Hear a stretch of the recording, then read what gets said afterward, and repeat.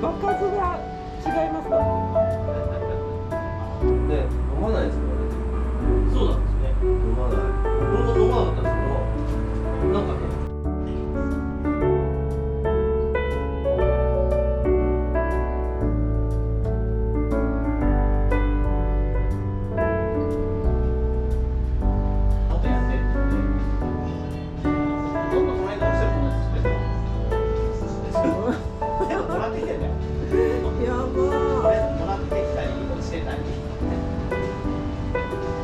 そういうそのぐらいかな。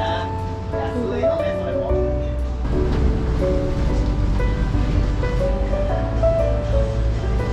ケジとしたぐらい仏像の顔がさ、何百って。あと前ミニも使った。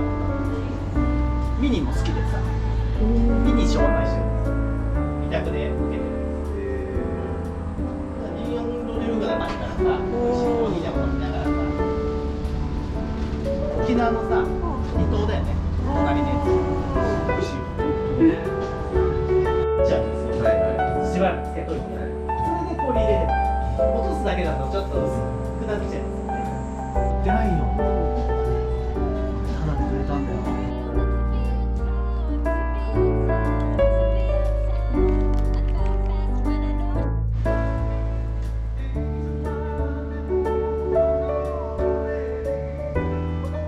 でもこの豆地さんがね、来た時にレクチャーしてくれる、教えてくれる、それみんなに教えてあげる。